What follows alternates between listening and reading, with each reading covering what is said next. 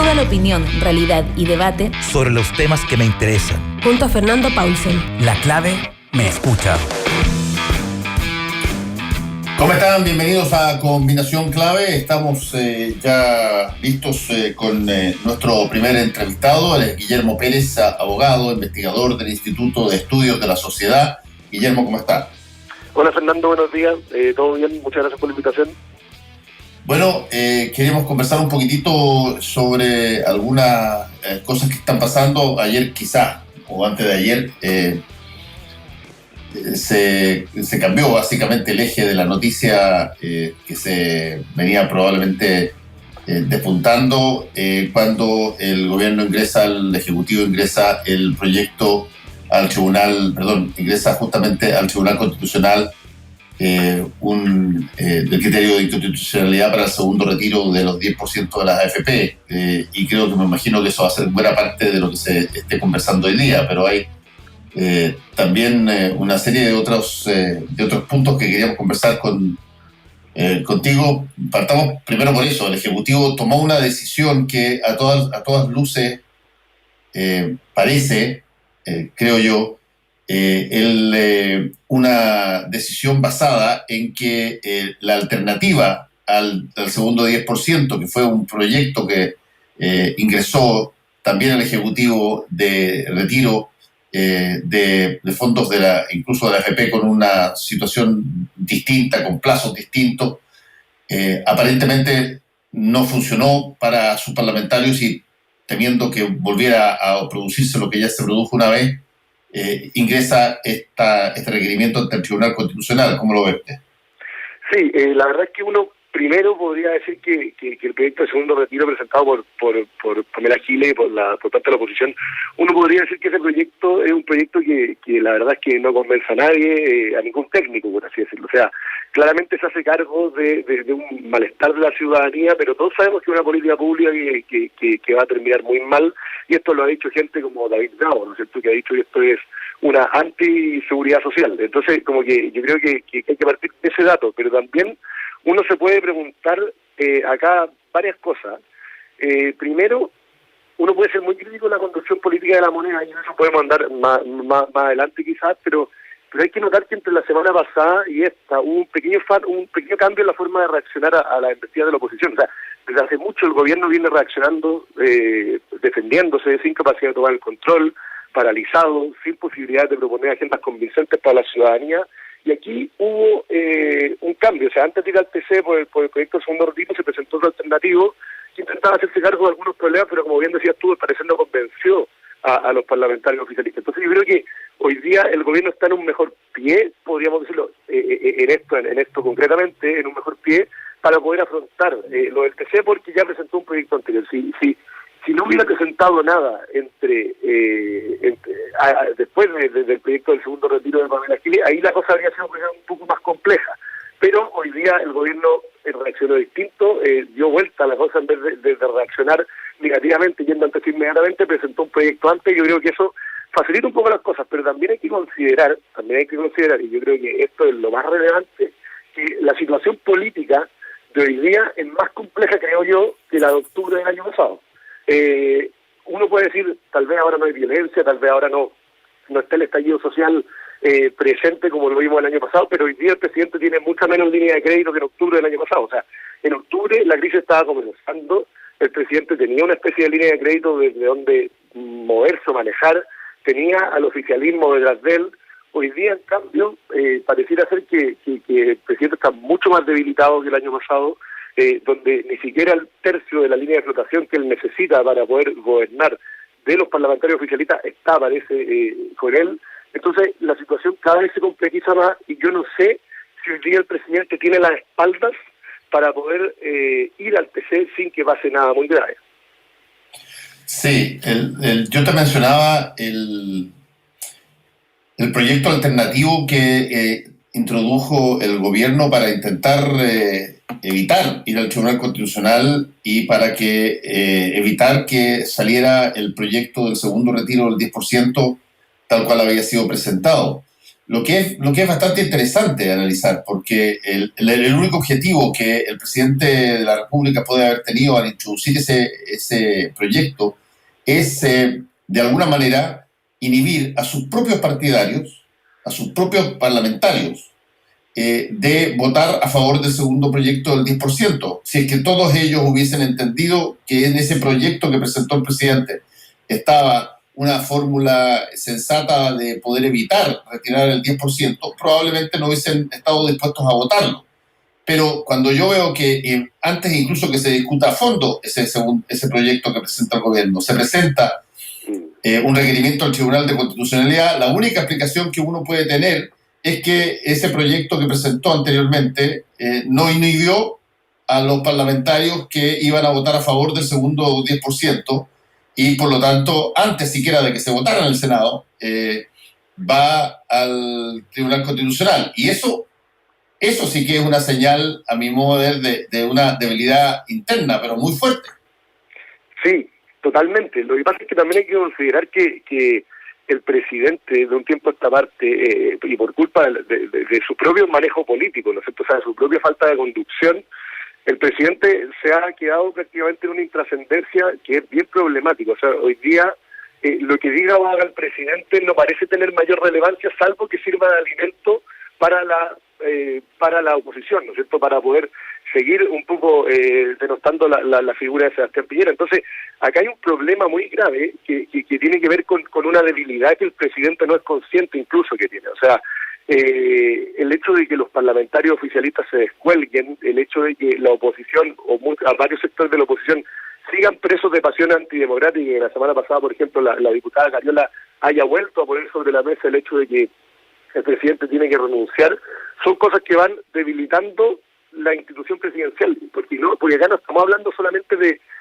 Sebastián Piñera propiamente tal, sino que estamos hablando de un presidente que si no reacciona, ahora parece haber reaccionado, pero que si no reacciona y si no mantiene el intento por tratar de retomar la agenda, puede ser un presidente cuyo legado termine siendo finalmente votar la presidencia, ver caer a su coalición y ver caer a la Constitución. Y yo creo que ese es un legado que Sebastián Piñera no querría tener. Entonces, esto implica como tratar de definir algunas prioridades humildes de aquí a la presidencial, y también implica tratar de dejar de cometer este tipo de errores, porque los errores lo van sumiendo todavía más en mayor intrascendencia, y no voy solamente por el hecho de que acá se haya reaccionado mal o se haya reaccionado tarde con el tema del 10%, sino también con problemas como, por ejemplo, no sé, hace un par de semanas la designación de Alberto Espina como consejero de defensa, como abogado del Consejo de Defensa del Estado, como por ejemplo la semana pasada, cuando era una oportunidad para hacer lucir al ministro del Interior, a Rodrigo Delgado, y que él presentara la renuncia del general director de Carabineros, Sebastián Piñera decide él presentar esa renuncia, generando también ciertos conflictos, ¿no es cierto?, con las cosas que decía de los accidentados, con el tema de agradecerle profundamente a Mario Rosa. Entonces, ahí hay muchos problemas que el presidente tiene que lograr evitar, porque hoy día estamos en una situación bien compleja, donde él está bastante debilitado, donde hasta, como te decía antes, perdió la línea de flotación necesaria del Parlamento como para poder hacer cualquier cosa más o menos relevante. Y hoy día la verdad es que yo no creo que haya una posibilidad como de dar vuelta a este partido. O sea, aquí lo que tiene que ocurrir es tratar de empezar a tomar nuevamente el gobierno de la iniciativa para tratar de alinear a sus parlamentarios, pero hay una tarea mayor, creo yo, que es la de cuidar la institucionalidad que nos va quedando, y ese es un desafío no solo del presidente, sino también del Congreso, del oficialismo y también de la oposición. Sí, ustedes están en el Instituto de Estudios de la Sociedad llamando a un seminario que tiene un título que es Crisis Política y Modernización del Estado, digamos. Sí. La modernización del Estado, Guillermo, es algo que por lo menos se viene escuchando desde hace ya muchísimo tiempo en cada discurso de candidatura, particularmente las candidaturas de la derecha, la modernización del Estado aquí, modernización del Estado allá, en fin. ¿Qué se entiende por modernizar un Estado? Vamos a tener un proceso constituyente que eventualmente, por definición, podría incorporar las modernizaciones que se requirieran de la institucionalidad dentro de la nueva Constitución, ¿qué son las cosas básicas que necesita modernizar el Estado para, entre otras cosas, no estar en esta disyuntiva que estamos hoy día, donde prácticamente hay una parlamentarización de facto y donde el presidente de la República, teniendo todas las facultades del mundo verticalmente, pero en forma extraordinaria, está prácticamente como un niño chico que no puede moverse y que no tiene cómo alcanzar el biberón. Sí, la verdad es que cuando uno piensa en lo que es la modernización del Estado, uno podría decir que esta es una de las cosas o una de las materias que reflejan el bloqueo que viene trayendo el sistema político desde hace varios años, porque como bien decías tú, la modernización es uno de los asuntos de los que más se habla, pero de los que prácticamente nunca se avanza, ¿no es cierto? Y nosotros hemos tomado el tema de la modernización porque consideramos que la relación entre el Estado y el ciudadano está totalmente deteriorada, no solamente con la autoridad de los partidos políticos, sino que también con la estructura estatal. Porque, por ejemplo, no sé, una encuesta, la encuesta nacional de transparencia del año pasado muestra que una de cada 5 personas, por ejemplo, confía en el sector público, o el 83% de las personas piensa que el Estado mantiene una relación distante con ella, el 70%, por ejemplo, cree incluso que el Estado discrimina en su actuar. Entonces, acá hay una necesidad de modernizar el Estado entendido como como fórmulas políticas y también técnicas para poder acercar el Estado a la ciudadanía. Y eso tiene que ver, por ejemplo, y creo yo, con lo más relevante, es el tema de la descentralización. O sea, yo creo que acá nosotros tenemos que ser capaces de darnos cuenta que nuestra crisis social tiene mucho, de crisis política tiene mucho también de una incapacidad del Estado de acercarse a la ciudadanía de regiones y también ser capaces de resolver los problemas de Santiago, que también muchos de ellos se deben por el centralismo, ¿no es cierto? O sea, por ejemplo, hay muchas encuestas que muestran que las autoridades más cercanas a la ciudadanía son los alcaldes, ¿no es cierto? Pero al mismo tiempo hay otras encuestas que muestran que los municipios son las instituciones percibidas como las más corruptas del sistema político. Entonces, muchas veces los ciudadanos, la cara que tienen del Estado es de las instituciones de poder local, ¿no es cierto? Entonces, claramente ahí hay algo que tenemos que cambiar y tenemos que modificar, y yo creo que la dinámica de reforma y modernización del Estado debiera apuntar primero a cambiar la relación con los poderes locales, que son los que muchas veces son la cara del Estado frente a la ciudadanía. Y también hay que considerar que esta idea de modernizar el Estado, yo creo que se pueden hacer algunas cosas dentro de la discusión constitucional, se puede abordar, por ejemplo, la materia de descentralización o seguir profundizando el proceso de regionalización que estamos llevando a cabo, pero también hay que considerar que acá hay 9 meses nomás, ¿no es cierto? O sea, hay cosas en las cuales no vamos a alcanzar a ponernos de acuerdo. Yo pienso, por ejemplo, en el tema de las pensiones, si no nos hemos puesto de acuerdo en 15 años, en nuestra clase política ha estado bloqueada muchos años, ¿por qué debería ser distinto ahora en la discusión constitucional? Y eso es lo que a mí por lo menos me da un poco de temor, considerando también las enormes expectativas que hay en el proceso constituyente por parte de la ciudadanía, ¿no es cierto? O sea, pareciera ser que la ciudadanía espera que por un lado la Constitución sea escrita por independientes lejanos de todo interés, y por otro lado que también se resuelvan cosas que el Estado tampoco alcanza a resolver, porque también muchas de las causas de nuestra crisis no tienen que ver solo con una modernización del Estado, con reformar el Estado o con organizar y distribuir el poder político, que es el objetivo un poco del proceso constituyente, sino que también con cosas que tienen relación con la sociedad civil, con la familia, con cómo funciona el mercado, y esas son cosas que de repente incluyen también un trabajo mismo de la sociedad civil. Por ejemplo, no sé, en el estallido social se habló mucho o la palabra dignidad tomó mucha fuerza, pero si uno mira, por ejemplo, un estudio de espacio público de Ipsos, puede notar que la idea de dignidad la ciudadanía la asocia mucho más con la igualdad de trato, con un trato humano hacia todas las personas. Entonces, en ese sentido, si la dignidad se asocia a un trato humano con las personas, eso no tiene que ver solo con el Estado, ¿no es cierto?, sino que también tiene que ver con la sociedad civil, con el mercado, con los empresarios, con la forma en que nosotros nos tratamos incluso en la calle. Entonces, ahí también hay un tema cultural que el proceso constituyente no alcanza a abordar y que la modernización del Estado tampoco, y de la que nosotros también nos tenemos que ser responsables como ciudadanos. Estamos conversando con Guillermo Pérez, abogado, investigador del Instituto de Estudios de la Sociedad, IES. Guillermo, con todo lo que está pasando y con todo lo que eventualmente se viene encima, varias elecciones, el proceso constituyente, las cosas que están pendientes ahí todavía, los escaños reservados para pueblos originarios, todavía hay una posibilidad de darle a los independientes una posibilidad de equiparar sus posiciones con respecto a los partidos políticos. Hay un montón de cosas pendientes todavía. Creo que el tema que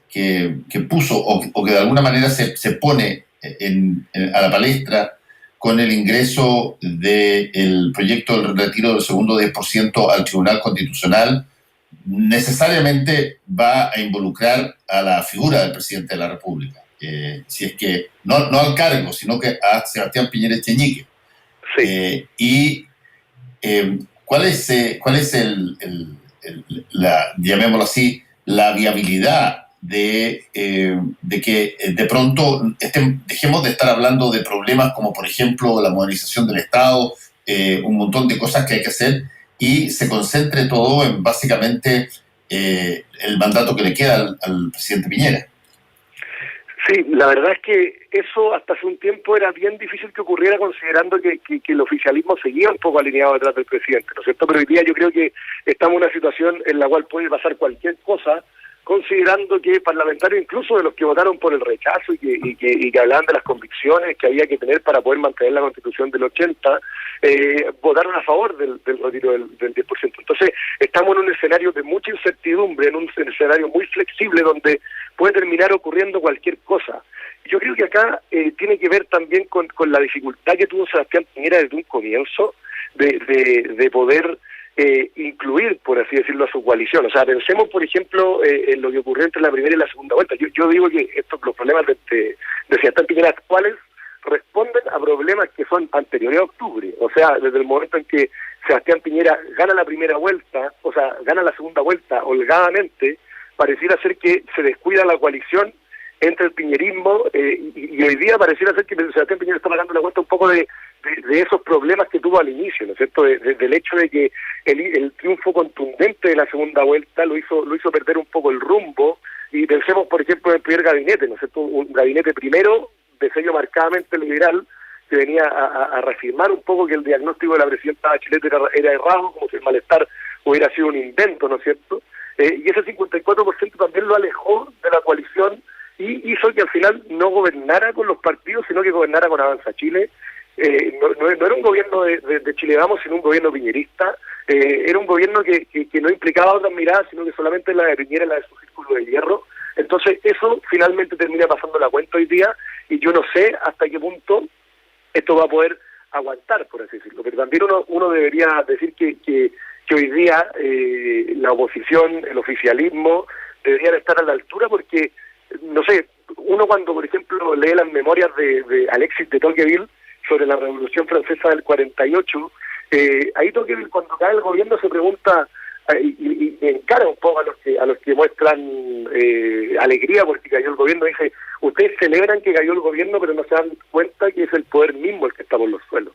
Y esto es lo que está pasando acá, ¿no es cierto? O sea, las personas que tienen como ínfulas antidemocráticas de querer sacar hoy día al presidente no se dan cuenta que el Congreso también tiene un 3% de aprobación. Entonces, acá es el poder el que está por los suelos, no es solamente el presidente, y que si cae Sebastián Piñera, cae con él también la oposición, cae con él también el Congreso, caen con él mucho. Entonces, hay que cuidar hoy día las instituciones. Hoy día no estamos en un momento, yo creo, en el cual la renuncia del presidente pueda descomprimir en algo el ambiente político, porque el ambiente político ya está crispado, y yo no sé hasta qué punto existen las capacidades, las herramientas para que la oposición también, o el mismo oficialismo, puedan salir de esta crisis sin el presidente en la cabeza. Entonces yo creo que también ahí hay un deber de cada coalición, hay un deber del presidente, un deber del Congreso de tener un espíritu republicano de aquí a que sea la elección presidencial. Y eso también tiene que ver con el desafío que tiene el mismo Sebastián Piñera de cara al futuro del próximo año, ¿no es cierto? O sea, el hecho de que Sebastián Piñera siga cometiendo errores, que no se da cuenta que hoy día está pendiendo de un hilo, que la situación puede llegar a ser incluso más grave que la de octubre, hace que el presidente no tome conciencia de que hoy día cualquier error puede ser totalmente grave. Y eso implica entonces también darse cuenta que no solo está en juego la institución presidencial, no solo está en juego él, sino que también está en juego el futuro de la derecha. ¿Por qué? Porque, por ejemplo, no sé, yo pienso que hoy día los errores del gobierno pueden terminar generando que la derecha no tenga el tercio. en la elección de convencionales, porque la derecha tiene que terminar dedicándose a defender al presidente, y eso obviamente también, cuando el presidente está debilitado, cuando el presidente no tiene ninguna aprobación, obviamente también termina afectando a la derecha. Entonces hay una serie de desafíos, una serie de tensiones ahí que hay que poner sobre la mesa, pero donde también está involucrada la oposición, el oficialismo, el Congreso y también la figura del presidente sobre todo. Sí, es interesante el punto ese que tú planteas, Guillermo. Estamos conversando con el abogado e investigador del Instituto de Estudios de la Sociedad, Guillermo Pérez. Lo que tú planteas respecto a el desacople que se está produciendo hacia allá rápido entre la presidencia, la figura del presidente Piñera y su propio sector. En un principio, hay que recordar, en este segundo mandato, el presidente Piñera dijo una frase bien interesante que, bueno, parecía lógica. Decía que él había aprendido del primer mandato. Y el primer mandato fue también extraordinariamente sobre todo al principio, fue muy duro con su propio sector, donde se llegó en un momento dado a que los partidarios, a los parlamentarios de la UDI, levantaron en el Congreso un letrero PARE, para decirle al gobierno que cortara con determinadas cosas que estaban pasando, y finalmente el presidente cede y tiene que involucrar en el gabinete una serie de parlamentarios, diputados y senadores. En esta oportunidad, después de haber dicho esto de que ya había aprendido lo que había pasado, llama primero a una serie de comités, donde incluso incluye personas de la oposición y incluso del Frente Amplio, entra Gabriel Boric a una de las tareas incluso era, creo que, de modernización del Estado, de alguno de los comités. Y la cosa entre Catrillanca y una serie de otras situaciones que ocurrieron, empiezan a derivar en, una vez más, un desencuentro entre la coalición de gobierno y el presidente de la República, hasta que el estallido social primero y después la pandemia, francamente transforman eso en una suerte de división muy alta. Y tú tienes toda la razón, Guillermo, con que ocurre también en un momento en que las instituciones están todas muy bajas en términos de aprobación, y por lo tanto lo que sucede al gobierno no es capitalizable por una oposición organizada, sino que básicamente es una revuelta, es una situación de manifestación popular, lo que tiene hoy día probablemente más apoyo. Sí, y en ese sentido uno también podría sumar a lo que dices tú, Fernando, el hecho de que yo creo que los problemas del gobierno son anteriores a lo de Catrillanca. Yo creo que el problema del gobierno ocurrió el día en que se instalaron en la moneda, y el presidente presenta su primer gabinete y muestra un gabinete que, por un lado, y aquí está la confusión retórica, ¿no es cierto?, o la contradicción. Por un lado, el presidente hablaba constantemente de la segunda transición,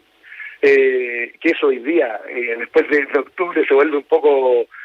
vacío, un poco fuera de lugar, y esa retórica de la segunda transición se mezclaba constantemente con el hecho de que el gabinete era un gabinete sin complejos, ¿no es cierto?, que estábamos frente a una derecha sin complejos. Entonces, ¿cómo juntar esas dos cosas? Es prácticamente imposible. Ahí había una contradicción bien profunda. Entonces, era muy difícil que el gobierno pudiera sacar adelante esto, considerando que arrastraba los mismos problemas prácticamente del primer gobierno, que el 54% obtenido en la segunda vuelta le terminó haciendo mal al gobierno. O sea, cuando el gobierno pierde, cuando no gana en la primera vuelta, ahí yo me acuerdo que durante ese mes de campaña hubo una unidad de la coalición, y parecía que entre la primera y la segunda vuelta había un cambio en la forma de hacer política de Sebastián Piñera, pero ocurrió lo del 54%, y Sebastián Piñera lo interpretó mal, pensando que esa era una aprobación a favor de él, una aprobación en contra o una desaprobación, por así decirlo, hacia la presidenta Bachelet y hacia las posibles grietas del modelo. Meten en su gabinete a gente de un marcado sello liberal, como si acá no hubiera ningún problema. Yo me acuerdo de una entrevista que dio, por ejemplo, Mauricio Rojas, cuando era asesor de contenidos de La Moneda, a pocos meses de iniciarse el gobierno, decir: acá estamos jugando solos, Sí. prácticamente no hay oposición. Entonces, ese tipo de errores que fueron constantes y fueron mucho anteriores a lo del tema de Catrillanca, revelan que había un problema grave en la forma de comprender no solamente el sistema político, sino que también en la sociedad chilena, porque también pensemos, por ejemplo, este fue otro de los autogoles, por así decirlo, que se hablaba, ¿no es cierto?, antes del 18 de octubre se hablaba de los autogoles del gobierno. Pensemos, por ejemplo, cuando el Ministerio de la Educación tomó la idea del mérito como bandera de lucha, ¿no es cierto? O sea, la derecha tomó la idea del mérito como bandera de lucha sin notar que alrededor del mundo incluso los consensos posteriores a la caída del muro de Berlín, entre ellos la meritocracia, se estaban desarmando totalmente. O sea, hoy día, si hay una de las cosas que identifican la crisis del 18 de octubre, esta rebelión en contra del mérito, ¿no es cierto?, contra una idea que nos hace real con estos niveles de desigualdad. Entonces,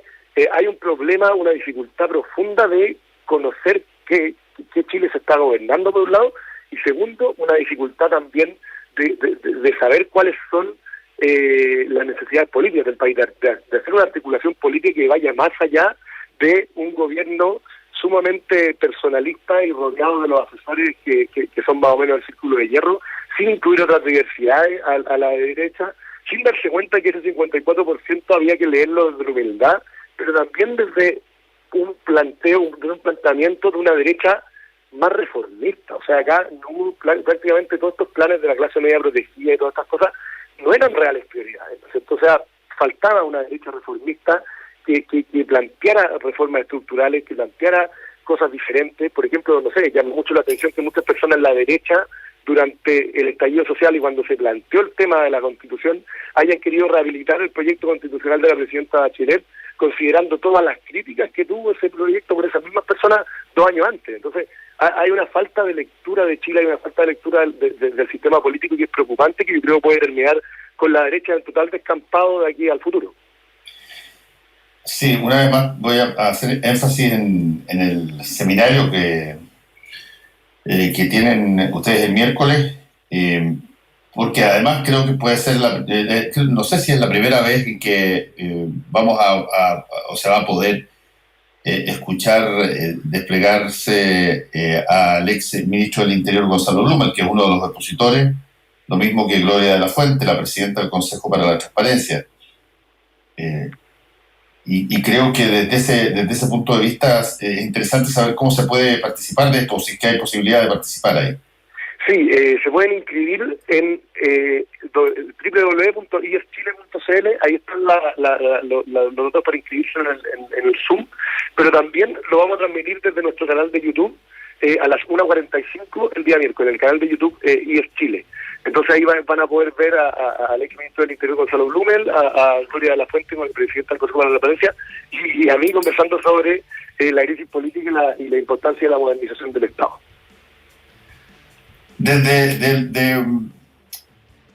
Desde el punto de vista, Guillermo, de lo que está ocurriendo, ¿qué tanto crees tú que sigue siendo el proceso constituyente un canal que genera las condiciones para poder de alguna manera rearmar la institucionalidad chilena? Te lo digo por 2 razones. Una, porque si es que algo demostró el plebiscito, es que uno, la gente quiere participar en un número muy alto, pero segundo, que esta participación en algo que da un triunfo tan rotundo como casi 80% contra 20%, es un triunfo que calma, más que un triunfo que se busca ostentar en violencia callejera. Fue un día tremendamente pacífico, un resultado extraordinariamente alto para quienes votaron a prueba de lado y lado, pero los que esperaban que ese día, cuando se dijera eventualmente que la prueba era mayoría, iban a haber una manifestación brutal de violencia en las calles, no se produjo. Como que el camino institucional generó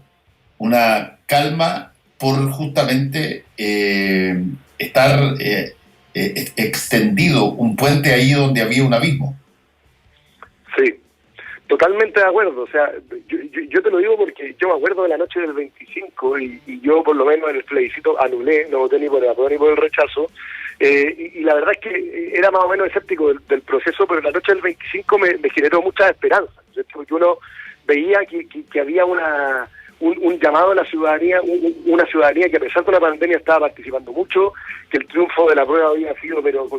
muy contundente, que el triunfo de la Convención Constitucional también había sido muy contundente, pero nos dimos cuenta en la semana inmediatamente siguiente, con la incapacidad de nuestra clase política para ponerse de acuerdo, que la clase política no está captando la relevancia del mandato ciudadano que se le dio. Porque acá primero aparece un congreso o parlamentarios con ganas de cambiar las reglas de la convención, considerando que la misma ciudadanía dijo que no quería parlamentarios metidos en el tema constitucional, y hoy día hay muchos parlamentarios tratando de cambiar las normas de la convención, y eso obviamente va en contra de ese mandato ciudadano. Y también nos vamos dando cuenta que a medida que avanzan las semanas después del plebiscito, pareciera ser que la clase política no logra captar la relevancia de este momento, no logra captar que hoy día es necesario encauzar el malestar, o sea, porque está bien, el tema constitucional es muy importante, es muy relevante, yo creo que nos puede servir para descomprimir nuestra crisis, pero también hay que tener en consideración que acá hay un trabajo que tiene que seguir haciendo el Congreso, un trabajo de políticas públicas que sean adecuadas. No políticas públicas como la del segundo retiro, que todos sabemos y a nivel transversal hay un rechazo, ¿no es cierto? Pero también eso ocurre por la lentitud del gobierno, por los problemas que tiene el mismo gobierno. Entonces, hay una clase política bloqueada que para poder resolver nuestra crisis necesitamos a un Congreso que nos siga con este nivel de bloqueo, que nos siga con esta incapacidad de ponerse de acuerdo, porque una cosa es el tema constitucional, y esa discusión la tiene que tener la Convención, y tiene que también conversar y dialogar con el Congreso, porque el Congreso tiene el deber de seguir haciendo políticas públicas que permitan encauzar el malestar. Y con este nivel de polarización es muy difícil hacerlo. Guillermo Pérez, abogado, investigador del Instituto de Estudios de la Sociedad, muchas gracias por este contacto con Combinación Clave, que le vaya bien en el seminario. Muchas gracias por la invitación. Chao, chao.